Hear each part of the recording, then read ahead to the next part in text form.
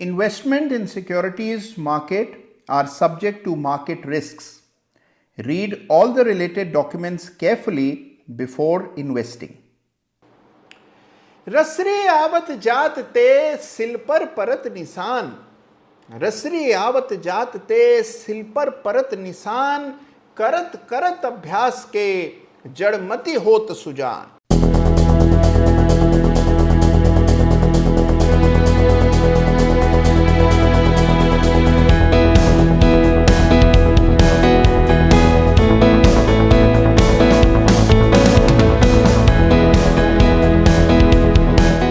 नमस्कार, जय Shri Ram. Chart of the week के एक बिल्कुल नए एपिसोड में आप सभी का दिल से स्वागत है। किसी भी प्रकार की स्किल यानी कौशल अगर आप चाहते हैं कि आप में हो तो उसका एक ही तरीका है और वो है सतत प्रयास और अभ्यास। तो देखिए, अभ्यास से मिलता है स्किल और इसीलिए ट्रेडिंग में भी आपको लगातार अभ्यास करते रहना होता है, लेकिन अभ्यास इस तरह से करें कि आप में निरंतर सुधार आता रहे। एक ही गलती को बार बार दोहराते रहने को अभ्यास नहीं कहते। दूसरी बात ये, अभ्यास करते समय इतनी बड़ी चोट न लग जाए कि आप खेल खेलने योग्य ही ना बचें।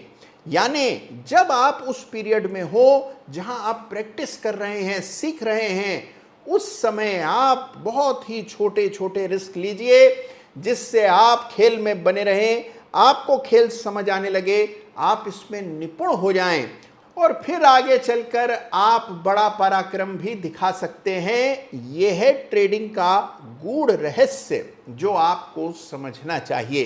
तो आइए शुरुआत करते हैं इस सप्ताह के बेमिसाल चार्ट ऑफ द वीक की और अभ्यास करते हैं एनालिसिस करने का इन चार्ट्स पर।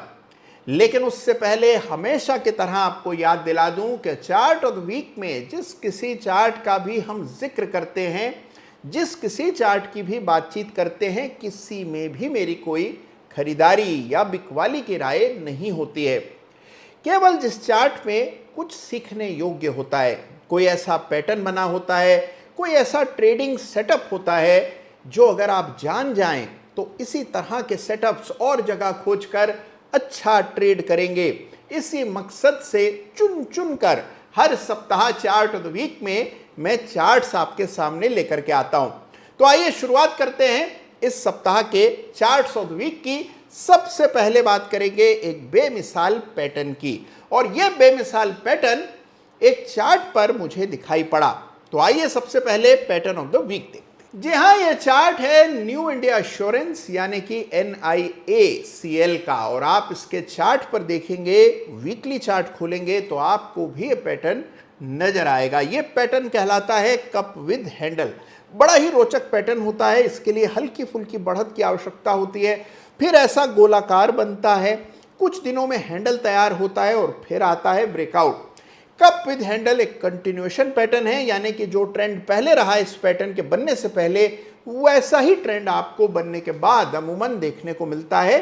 तो कप विद हैंडल फॉर्मेशन बन रहा है न्यू इंडिया एश्योरेंस के वीकली चार्ट पर।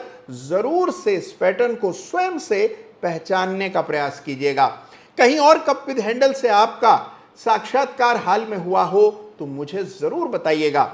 और अब बात करते हैं इस सप्ताह के chart of the week runners up. तो देखिए, यह है इस सप्ताह का chart of the week runners up और यह खिताब दिया जा रहा है वेलस्पन इंडिया के चार्ट को। जी हाँ, वेलस्पन ग्रुप की बाकी तमाम कंपनियों में हमने बड़ी तूफानी तेजी पिछले कुछ दिनों में देखी। वेलस्पन इंडिया के चार्ट पर भी गए सप्ताह एक बड़ा ब्रेकआउट हुआ और यही वजह है कि यह चार्ट मेरी निगाह में आया। लगभग 15% की तेजी हमने गए सप्ताह देखी और एक बड़ी कटाना कैंडल चार्ट पर बनती दिखाई पड़ी। 110 का भाव पार हुआ और कई दिनों का कंसोलिडेशन चार्ट पर पूरा होता हुआ दिखाई पड़ा और यही वजह है कि यह चार्ट मेरे रडार पर आया। तो जरूर से आप भी वेलस्पन इंडिया के चार्ट को देखिएगा।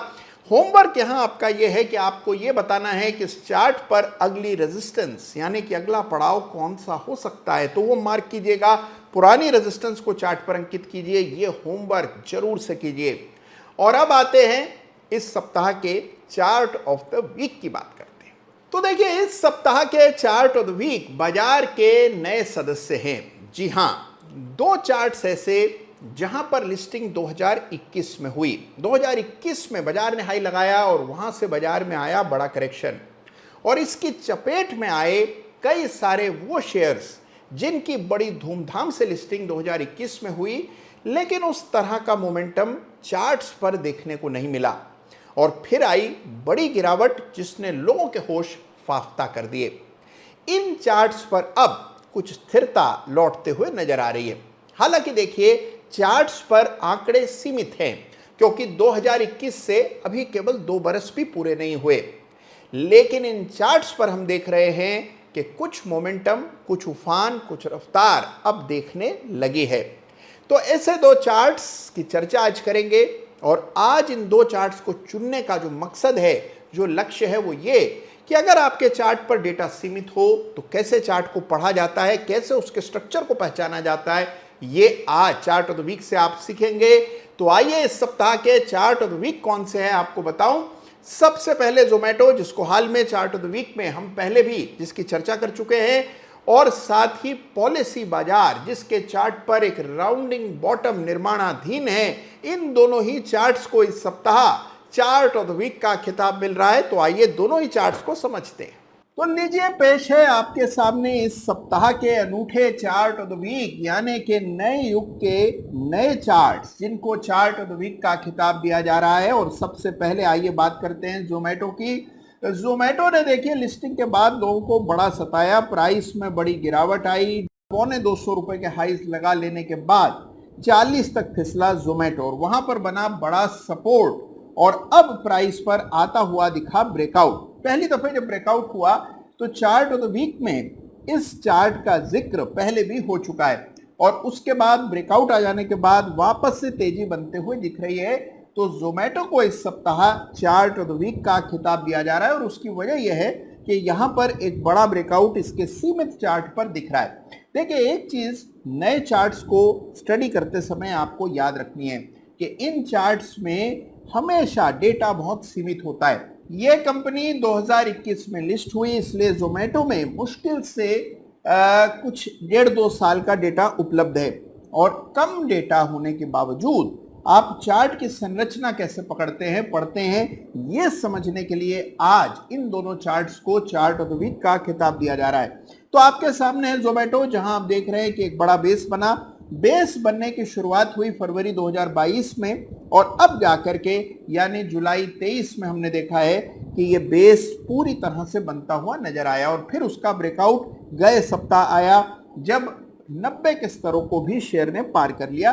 तो यह है जोमेटो, जिसको इस सप्ताह चार्ट ऑफ द वीक का खिताब दिया जा रहा है।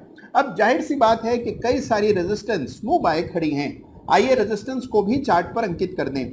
सबसे पहले ये स्तर हैं जो कि लगभग आईपीओ के समय के भाव हैं, और इसके बाद फिर एक अहम रेजिस्टेंस लगभग 155 के आसपास है। तो 123 और 155 ये दो स्तर हैं जिनको अपने जहन में रखना है जब आप स्वयं से जोमेटो के चार्ट को स्टडी करते हैं।